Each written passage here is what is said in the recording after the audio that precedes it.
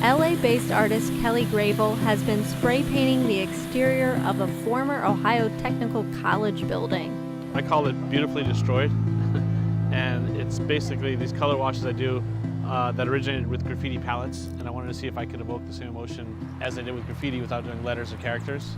Both the new building and having Risk paint it is a dream realized for Stami Paul, the founder of the nonprofit Graffiti Heart. Trying to have a place where graffiti artists can play, practice, but also showcase some of their work without being a vandal, without getting in trouble. Paul isn't a graffiti artist herself, but she developed a passion for the art. Graffiti, I can pick it out of any environment, even if that's not what I'm looking for. I'm typically not looking for it, and it's just something that I'm drawn to. And the whole element of the underground, of the vandal element, the edginess, and that whole clash and tension between the legal and the illegal transition is really interesting to me. Paul works in human resources and admits she's a rule follower, but says she enjoys exploring something different through this hobby. Some people have kids, some people have spouses. I have graffiti art.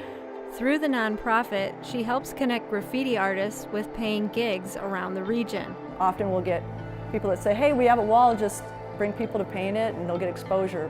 It's like, yes, and they also need to get paid for their creative, for the work that they do.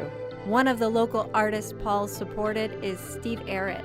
He's painting some of his monster art on one of the gallery walls. As an artist, you spend most of your days painting, ideally.